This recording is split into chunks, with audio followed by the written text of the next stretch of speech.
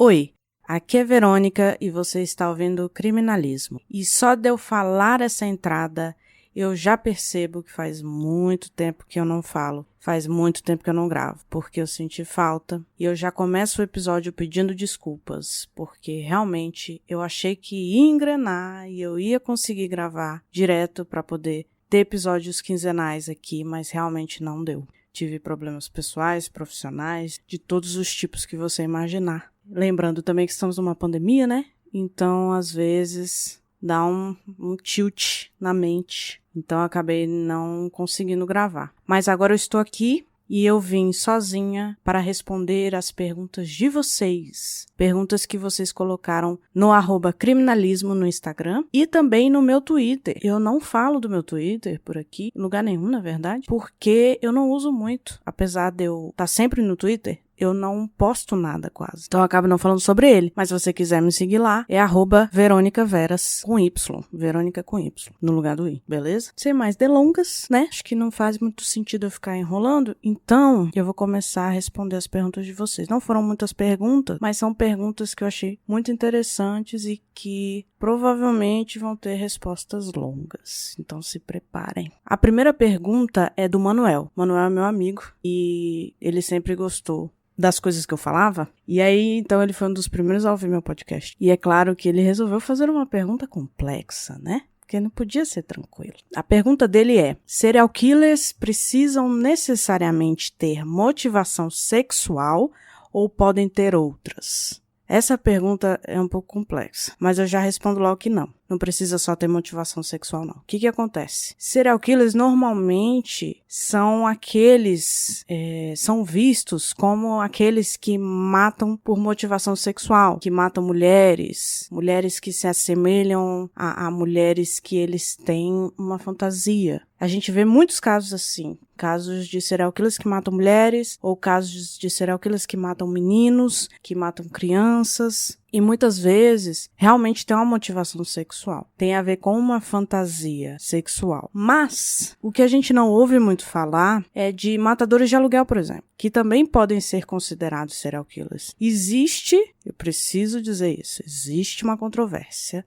sim, sobre matadores de aluguel serem serial killers ou não. Existe uma discussão e, na minha visão, não tem uma conclusão. Mas, querendo ou não, são pessoas que matam 2 ou mais pessoas, não necessariamente de uma forma ritualística e nem com as fases, né, que a gente vê do serial killer, tem a fase áurea e etc. Tem todo aquele processo de caça, etc, etc. Mas eles matam pessoas desconhecidas e a motivação deles é o lucro. A motivação deles é ganhar dinheiro. Eles não têm uma relação de fantasia com a vítima. Eles têm uma relação de objeto de trabalho para conseguir meu dinheiro. Eles acham que é um trabalho como outro qualquer. A pessoa te contrata pra você matar alguém, você vai lá, mata, ganha o dinheiro, pronto, acabou. Então, pode entrar aí. Mas, para dar um exemplo mais ligado ao formato do serial killer que a gente aprende, mata 2 ou mais pessoas de forma ritualística, normalmente tem uma assinatura, não tem um modus operandi certinho, não necessariamente, mas ele tem uma fantasia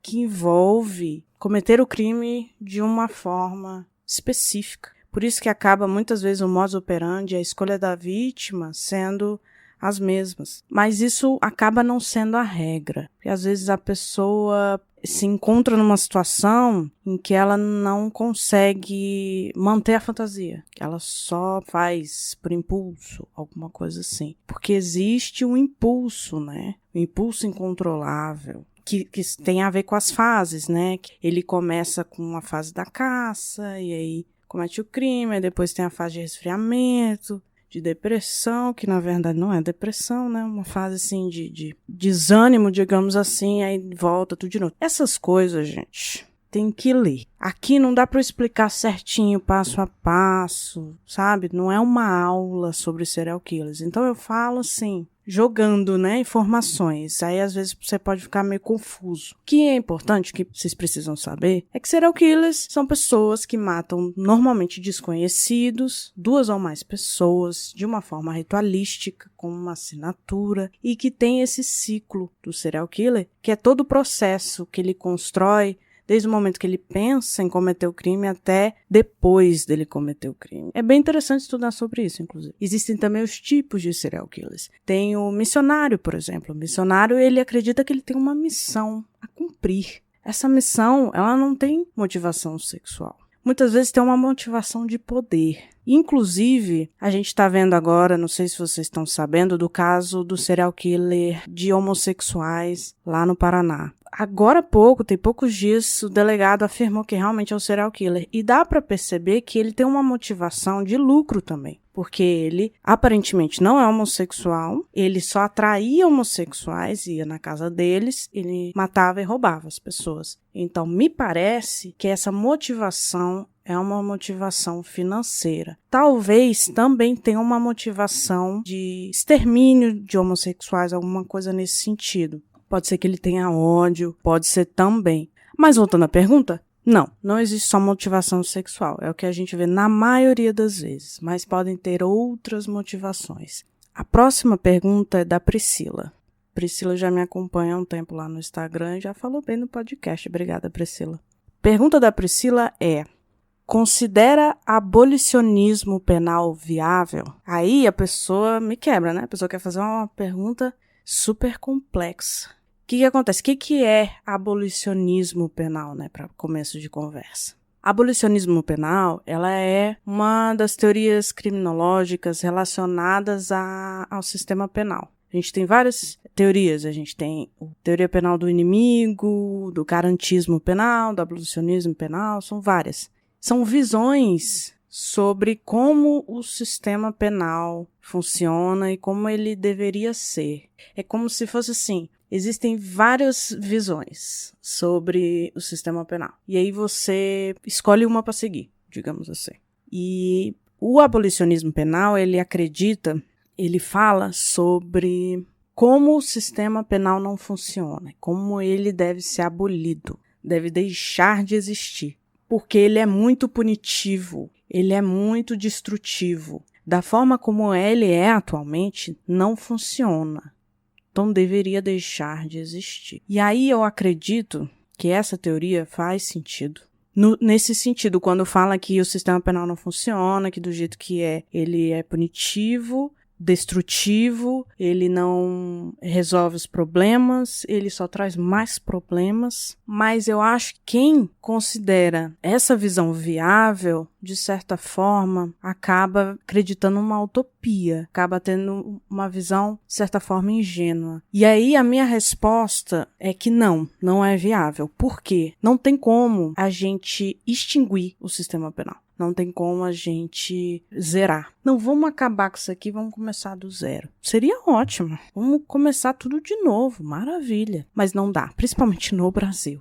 Não dá para ser assim. Eu confesso que eu não estudei muito sobre isso. Eu estudo mais o garantismo penal, que é a área que eu mais me identifiquei, que fala sobre as garantias, né? A gente precisa garantir que o sistema penal funcione, exista e garanta certos direitos e deveres e resultados. A gente precisa de um certo garantismo, sabe? De que as pessoas terão consequências por seus atos, pelos crimes que cometem. Eu acho uma teoria muito bonita. E eu acho a teoria que é mais viável atualmente no Brasil. De certa forma, existe essa tentativa, porque nós já temos penas alternativas sendo criadas, nós temos a justiça restaurativa, que é uma temática muito interessante. Posso até falar sobre isso em um episódio, que são formas de você tentar resolver a questão penal sem necessariamente privar a liberdade da pessoa, sabe? O foco não tá só na punição.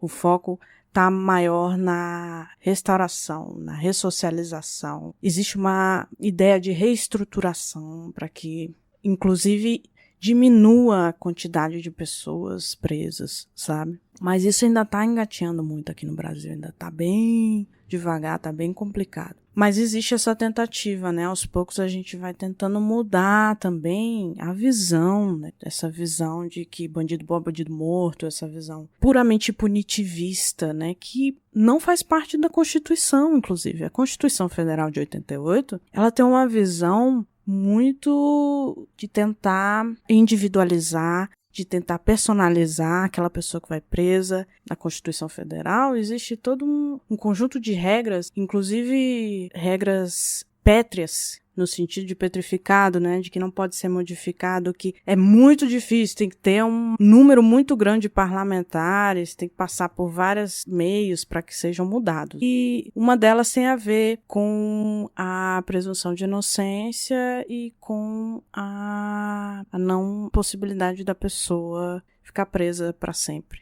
E eu acho muito bonito isso dentro da Constituição Federal. Concordar, aí já são outros 500, mas eu acho muito bonito, eu acho muito legal, interessante, eu acho que tem que ser assim mesmo. Então é isso. A minha resposta é: abolicionismo penal, na minha visão, não é viável, porque é algo muito radical, é algo muito extremo, para um sistema que realmente não está bem, mas que não pode ser simplesmente abolido. Tem que ser reestruturado. Inclusive, se alguém que for a favor do abolicionismo, acho que eu tô falando um monte de besteira, que não é nada a ver, vem falar comigo, vamos lá. Como eu falei, essa opinião não é fixa. É só o que pra mim faz mais sentido nesse momento, sabe? Próxima pergunta. Essa pergunta é do Darley. Darley tá em todas. Ele sempre responde, sempre comenta lá nos posts que eu faço no Instagram sobre os episódios. Ele é participativo no grupo do Telegram, inclusive, se você quiser participar, é só ir lá no link da bio do Instagram. Ou então pede pra mim lá no Instagram também. Ele é super participativo e ele fez uma pergunta, que na verdade são 3 perguntas, e eu fiquei, meu Deus, vamos lá. Pretende trazer o perfil criminal de todos os serial killers conhecidos ou apenas dos mais populares? Ou ainda de apenas alguns específicos em função de uma determinada categoria de crime? Então, de acordo com o que eu entendi, ele quer saber se eu vou falar sobre os perfis dos criminosos dentro do podcast. Isso é uma questão que eu ainda estou na dúvida. Porque o que acontece? Se eu for trazer um perfil de um serial killer, ou de um estuprador em série, de um arrombador em série, de um incendiário em série, que é isso que é o foco, né, do criminal profiling, são criminosos em série. Se eu for trazer dos serial killers que já são conhecidos, que todo mundo já sabe quem é, não sei se faz muito sentido. Porque aí eu já sei quem é, vocês já sabem quem é. Seria mais para mostrar, né, como é que um perfil criminal é construído, como é que eu determino tais características e etc. Mas o ideal seria fazer isso com um criminoso em série que não tem a sua identidade, tipo o Zodíaco, por exemplo. Nesse caso, daria para fazer um perfil porque a gente não sabe quem ele é. Até hoje não tem definido, assim como Jack Stripador também.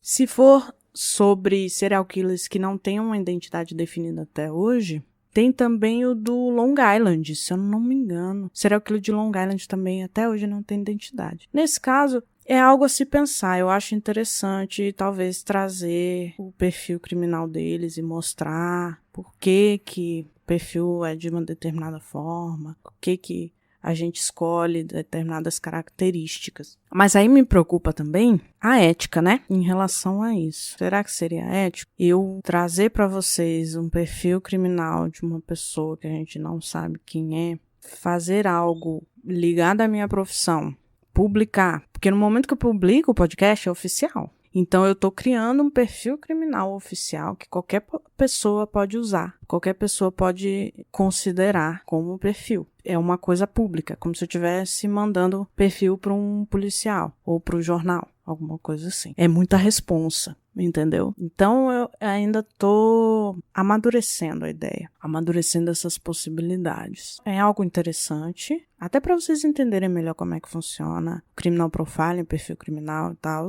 E é uma coisa que eu não explorei ainda em público em lugar nenhum. Não sei, Darley, acho que sim. Acho uma ideia interessante. Mas sobre serial killers, seria sobre criminosos que não têm sua identidade, né? Definida. Próxima pergunta. Essa pergunta é da Diana. Diana, minha amiga de 1000 anos, minha best, que a gente brinca, é best. Ela fez uma pergunta que vai longe, né? Mas eu vou resumir. Ela perguntou o que me levou a estudar essa área. Eu já falei um pouquinho sobre isso no episódio de livros. Bora recomendar de livros que me inspiraram. que eu falo da Ilana Casoy, do A Sangue Frio, do Truman Capote, livros que me inspiraram a querer trabalhar com criminal profiling, com investigação criminal, uma área criminal mesmo. De certa forma, foi isso. Desde o início, eu sempre me interessei por investigação, sempre me interessei pela área criminal, por crimes hediondos e etc. Eu não sei de onde surgiu esse interesse pela área criminal. Mas, lendo os livros da Ilana Casoy, lendo livros sobre crimes, histórias reais de crimes, né? E vendo também séries como Criminal Minds, isso foi despertando em mim esse interesse cada vez mais específico, né? Porque antes era só crime, aí depois foi meio que filtrando até a análise do comportamento do criminoso em crimes violentos e hediondos, como homicídio, estupro, etc. Acho que é basicamente isso. Eu sempre me interessei e eu sempre quis analisar o comportamento do criminoso, entender as motivações, de onde que ele vinha, né? Por quê? Eu sempre me indaguei sobre isso, inclusive tentando pensar em formas de prevenção, sabe? Em formas de inteligência policial para descobrir exatamente quem que cometeu o crime de forma rápida para evitar consequências piores, mas também na parte de prevenção para que o crime não aconteça, sabe? Para que ele nem chegue a acontecer. Eu acho que uma parte importante disso envolve o estudo do comportamento e do criminal profiling no sentido de investigar, né? Criminal profiling no sentido de investigar e criminologia no sentido de compreender de onde vem para onde vai e etc. E eu falei sobre isso também no episódio do podcast. Acho que é episódio 27 do podcast. Eu vou deixar o link na descrição, que eu participei do podcast para falar sobre a minha área, mas sobre mim também. Então eu acabo falando muito sobre isso, né? De onde eu resolvi estudar essa área, porque minhas motivações, meus interesses. A gente falou de bastante coisa, foi bem legal. Próxima pergunta. Essa também é da Diana e é uma pergunta capciosa. É uma pergunta sacana para mim. Porque ela perguntou qual a diferença entre sociopatia e psicopatia. E eu tenho uma visão que muitas pessoas vão achar controversa. Muitas pessoas vão encher meu saco, provavelmente. Mas, na minha visão, não existe diferença, tá? Existem estudos falando sobre psicopatia primária e secundária, sobre essa questão do psicopata ambiental e do psicopata genético, né? Tem muito essa coisa do querer separar o social do biológico. Aí querem falar que existe o psicopata que é social, que ele é criado num ambiente que faz com que ele se torne insensível emocionalmente e seja um psicopata. E existe o psicopata genético, né, que ele já nasce psicopata e tal, não. Existem, inclusive, o Robert Hare, que é um dos maiores especialistas na área e que eu respeito muito, que eu sempre indico quando se fala em psicopatia. Ele fala sobre essa diferença. Mas é uma coisa que eu não consigo botar na minha mente. Por quê? Não existe separação entre o social e o biológico. É uma questão biopsicossocial. Então, mesmo cara que você considera que é sociopata, que é social, não tem só o social. O psicopata genético não tem só a genética. Tudo influencia. Tudo. Então, minha visão é o seguinte. Você pode ter um psicopata que tem uma influência social maior e o psicopata tem influência genética maior. Mas não existe isso de forma isolada. Eu entendo a necessidade dessa separação para dizer que tem um lado mais social e um lado mais genético, biológico, psicológico. Para querer dizer qual é a prevalência, né? De uma forma até mais acadêmica, de pesquisa, de análise. Mas a gente precisa entender que fazendo isso, acaba criando na mente das pessoas, principalmente dos leigos, uma separação. Aí o sociopata ele é mais leve, psicopata que é. Ai, porque a palavra psicopata é muito pesada. Ai, porque isso, ai, porque aquilo. Psicopata é ligado ao monstro, não sei o quê. A gente não tem que mudar a nomenclatura, a gente não tem que separar as coisas. O que a gente precisa é desmistificar, entendeu? Desmistificar o problema. Psicopatia é um transtorno de personalidade, é o transtorno de personalidade antissocial, é uma questão psicológica, mas também tem uma influência biológica e social, principalmente no comportamento do psicopata. Porque ele pode ser muito perverso, serial killer absurdo, como pode também ser só um parasita. Um cara que fica sugando uma pessoa só. Ele entra num relacionamento e aí ele é abusivo, ele é parasita, ele se aproveita das pessoas, entendeu? Ele comete pequenos crimes, estelionatário. Ele não deixa de ser psicopata, ele não vira sociopata, não é outra coisa. E são níveis, existem níveis de perversões, existem níveis de periculosidade, existem questões individuais, cada um tem suas características, mas a parte da psicopatia, ela sim é universal. Se você for analisar, as características são praticamente as mesmas, só presta atenção. Então assim, a uma visão controversa. Tem muita gente que não vai concordar comigo. E, novamente, nenhuma visão minha é fixa, fechada. Nunca mais vou mudar de opinião. É isso, pronto, acabou. Sou dona da verdade. Não, lógico que não. Porque são 15 anos que eu estudo psicopatia e que eu analiso vários autores diferentes, várias visões diferentes. E eu já vi muitas visões dessa, de psicopata primário, secundário, sociopata, psicopata, essa diferenciação. Gente que fala que psicopata e transtorno de personalidade antissocial são coisas diferentes. Tudo isso para tentar separar as coisas, para tentar amenizar a situação. E eu não acho. Eu acho que a gente tem que usar a palavra psicopatia mesmo e desmistificar, mostrar que não é o fim do mundo, não. Que é uma coisa que existe, que está no nosso cotidiano, que a gente precisa lidar. É importante que as pessoas entendam que a psicopatia ainda está em estudo. Até porque é uma área muito difícil de estudar. Porque a maioria dos psicopatas são estudados são aqueles que estão presos. Não é fácil você encontrar um psicopata na vida, entendeu? Que tem o diagnóstico de psicopatia. Porque eles normalmente não procuram ajuda. Muitas vezes eles são obrigados a procurar ajuda. Então, é difícil você diagnosticar alguém, não cometer um crime, que não foi preso, e estudá-lo, e ter a cooperação dele. Então, a gente ainda tem muita coisa para desenvolver nesse aspecto.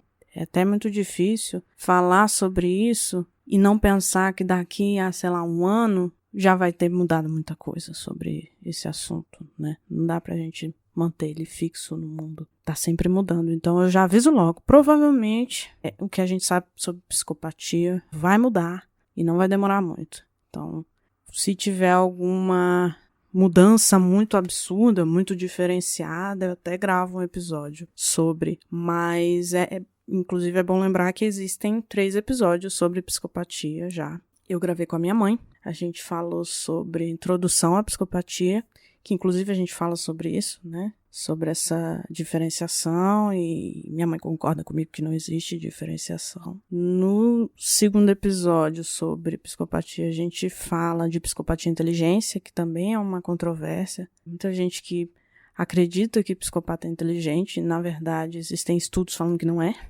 E ele pode até ser inteligente, mas não é uma característica intrínseca da psicopatia, entendeu? Não faz parte, não tem nem a ver relacionado ao QI, etc, etc. Ouça o episódio, é bem legal, a gente fala bastante sobre isso, explica direitinho o que é inteligência, por que ele não necessariamente é considerado inteligente, não é uma característica intrínseca, porque existe, por exemplo, a falta de empatia é uma característica intrínseca do psicopata, agora inteligência não. Ele pode ser ou pode não ser, não influencia. Como a gente fala muito da manipulação, né? A gente pensa, o manipulador ele é inteligente. Não necessariamente. Às vezes é uma manipulação que não dá muito certo, porque as nossas referências são de psicopatas inteligentes, mas tem muitos que não são. Entendeu? Não tem ligação com a psicopatia. E o terceiro episódio a gente fala sobre psicopatia e depressão. Psicopatia, depressão e suicídio. Porque se fala sobre psicopatas suicidas e tal, que existe essa possibilidade, mas aí a gente entra no aspecto de que não faz muito sentido o psicopata ter depressão e que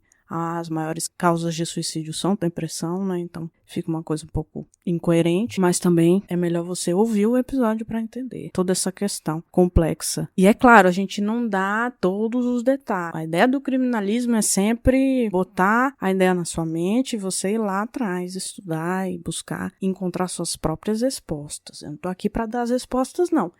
Estou dando minha opinião, mas não sou dona da verdade. Por favor, construa a sua própria opinião sobre esses assuntos. Inclusive, é algo que eu tento evitar. Eu evito dar opiniões sobre as coisas, porque, primeiro, minhas opiniões não são fixas no tempo, no espaço. Segundo, que eu não quero que vocês fechem a mente. Ela falou isso, então é isso, acabou. Vida que segue. Entendeu? Mas tudo bem, já falei demais. Vamos para a última pergunta. Essa pergunta é da @Senina. É Sestinina, mas eu imagino que seja Senina no sentido de Nina. Ela perguntou no Twitter.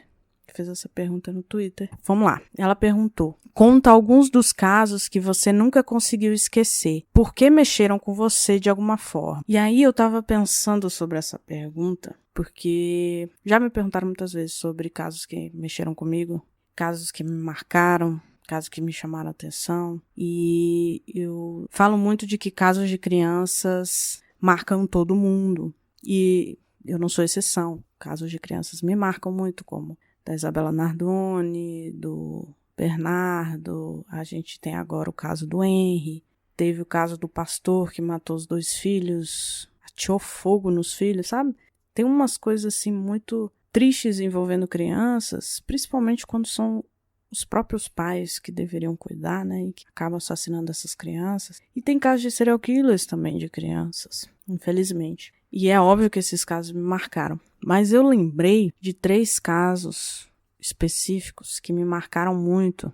Outra coisa. Todos os casos me marcam, gente. Todos. Todas as notícias que eu leio, todos os casos que eu estudo, todos os casos que eu me vejo estudando e analisando, até casos do Criminal Minds que são baseados em casos reais, filmes, documentários, todos me marcam de alguma forma. Porque, querendo ou não, são vidas perdidas, vidas afetadas. São pessoas que passam por um sofrimento desnecessário. Então, sempre me marca. Tem casos de stalking que me marcam muito. Quando a pessoa sobrevive, eu fico super feliz. Mas quando não sobrevive, é uma tristeza, é uma coisa tão revoltante, sabe? Então, sim, todos os casos me marcam de alguma forma. Mas existem casos que marcam mais do que outros. Casos que eu levo pro resto da vida. Até pra me lembrar que o ser humano é capaz de tudo. Às vezes a pessoa fala, você tem medo de fantasma, de espírito, de não sei o que, de sobrenatural, de ET. Eu falo, gente, o ser humano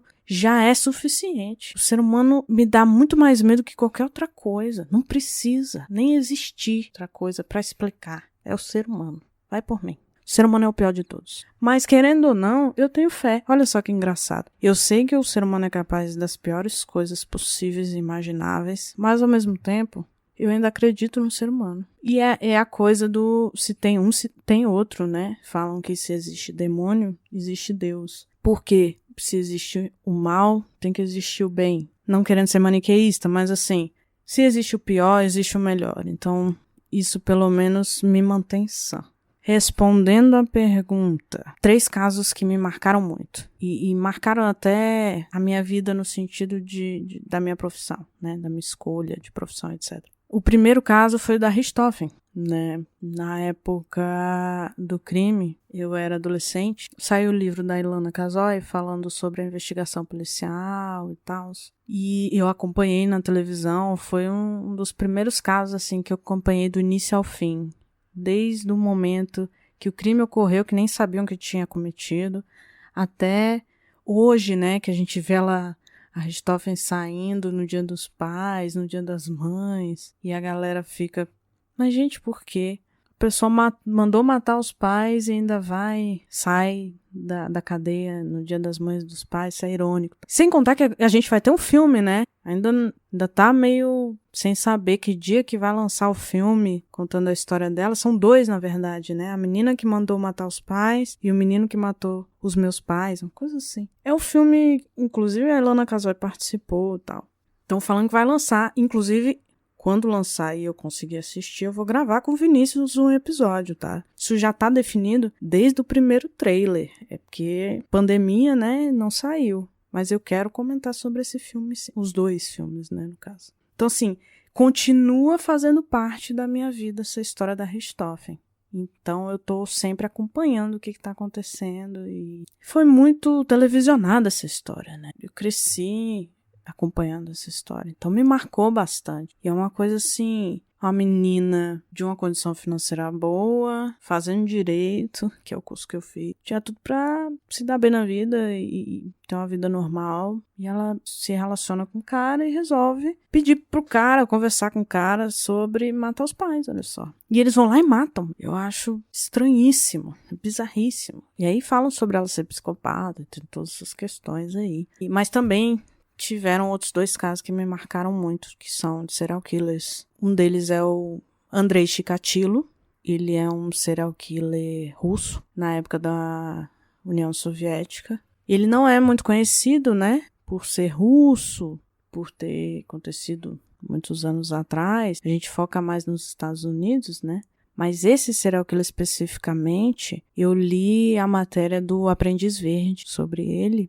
E eu fiquei muito chocada, assim, na época. Faz mais de 5 anos que eu li essa história. Eu já era adulta, já tinha definido a minha área. Se não me engano, eu estava na faculdade quando eu li. Mesmo assim, eu já tinha lido, inclusive, sobre o Jeffrey Dahmer, que eu acho que tá praticamente empatado com ele. Mas não sei porquê. O Chikatilo me marcou mais, assim, me chocou mais. Eu acho que é um dos piores serial killers que já existiram, assim. Não pela quantidade de pessoas que ele matou, mas pelo nível de crueldade e visceral os corpos, do tratamento que ele dava para os corpos, para a forma como ele atraía, e ele atraía crianças e adolescentes, então isso ainda fica mais pesado na nossa mente, né? Pessoas vulneráveis, indefesas, que muitas vezes são vítimas de serial killers, né? Então me chocou muito esse caso. A forma como ele conseguiu sair impune por muito tempo, porque ele era a favor da União Soviética. Então existia uma resistência muito grande, essa visão de que um serial killer é um monstro, de que não pode ser uma pessoa acima de qualquer suspeita.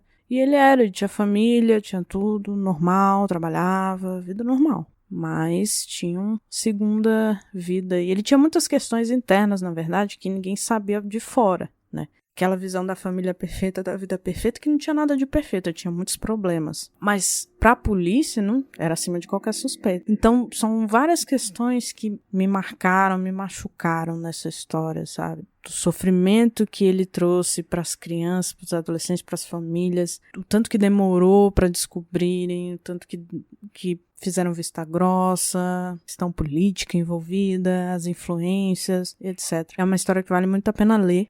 É muito interessante, assim, tudo que tá em volta, né? Não só do serial killer matando crianças de uma determinada... Não, tem muita coisa, tem a história dele, tem também relação com o Stalin, pra vocês terem uma ideia, porque ele sofreu muito na infância dele, por causa do que o Stalin fez e tal. Ele passou fome, passou dificuldade, muitas coisas. Eu nem vou falar muito, porque eu acho melhor vocês lerem e ir atrás para vocês se chocarem lendo sobre. Inclusive, eu não sei se alguém de podcast de True Crime já gravou sobre ele. Deveriam. É uma história que não deve ser esquecida. Com certeza não. Deve ficar na nossa mente para que a gente evite que isso aconteça, sabe? Por isso que me marca tanto essa história. Por último, a gente tem o serial killer de Goianazes, que foi a primeira história que eu li no livro de Serial Killers Made in Brasil. Eu lembro que foi o primeiro caso, assim, de serial killer que eu li de forma detalhada, né? Eu li a história inteira. E eu tinha 16 anos quando eu li, então me chocou muito. Ficou impressa na minha mente. Principalmente na forma como a Ilana conta. Eu vou ler só o primeiro parágrafo do livro, Ilana Casoy Made in Brasil. Na nova versão é a página 67. Eu vou ler só o primeiro parágrafo para vocês terem uma ideia de como ela consegue entrar na mente do assassino, como isso pode ser perturbador, porque é isso, né? Eu estudo o comportamento do criminoso, então poder entrar na mente do criminoso é uma coisa assim que você tem que ter muito cuidado. Mas vamos lá. Monstro de Goianazes. Naquele sábado de 1952, Benedito já acordou com uma espécie de friagem, como um arrepio que não passava. Imediatamente veio o pensamento e a urgência de fazer sexo. Com a esposa, era impraticável. Ela sofria de muitas enfermidades, o que tornava impossível ter relações sexuais sempre que desejava. O problema era o quanto queria. Na verdade, não parava de querer. Já havia procurado um médico e vários curandeiros, mas nenhum remédio ou chá diminuíra sua virilidade. Nada fazia seu impulso sexual desaparecer. Raras vezes se lembrava de suas vítimas. Só quando firmava bem o pensamento. Quase nunca sentia algum remorso, apesar de saber o que tinha feito. Parecia que nada havia acontecido. É assim que ela começa contando a história dele, do monstro de Goianésia. Ela conta do ponto de vista dele, né? Desse impulso sexual incontrolável que fazia com que ele acabasse indo atrás de crianças e as matando e etc. E aí você, de certa forma, entende o que passava na cabeça dele, né? Essa coisa do instinto, do descontrole.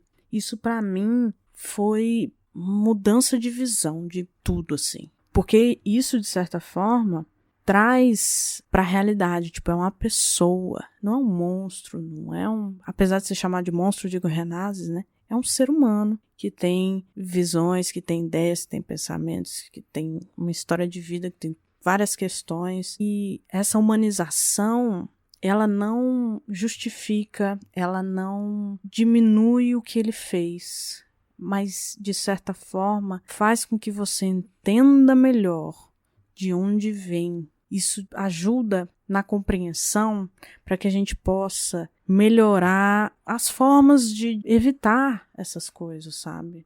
Vai que se esse cara tivesse encontrado um tratamento correto, vai que nada disso teria acontecido, sabe? Se algum profissional da saúde tivesse compreendido esses impulsos, tivesse tratado isso, tivesse analisado e compreendido isso, vai que ele não teria cometido isso, tá entendendo? A gente não pode dar certezas de que teria ou não teria, mas poder analisar essas possibilidades. A gente vê esses casos de tiroteios, Columbine, né, que agora parece que está se repetindo indefinitivamente. E agora no Brasil, cada vez mais casos desse tipo, como de Realengo e agora o que a gente teve em Saudades. Pô, se essas pessoas, né, fossem tratadas, fossem analisadas, fosse possível identificar, será que não tem como evitar que esses crimes aconteçam, entende?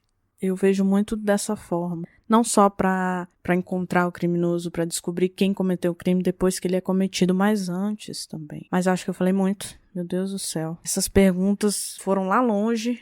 Eu começo a viajar. Mas então, acho que tá bom, né? Pelo amor de Deus. Eu gosto muito de falar sobre essas coisas. Eu acho importante essas informações. Explicar as coisas. Explicar minha visão das coisas. Eu acho importante, eu acho interessante, eu acho que vale a pena essa troca. Gostei muito. Quem sabe eu não faço isso novamente. Foi bem legal. Então eu agradeço quem ouviu até aqui, principalmente, que aguentou firme e forte. Lembrando novamente, qualquer coisa pode falar comigo lá no Instagram, @criminalismo. Tô sempre lá. E é isso. Obrigado, gente. Até mais.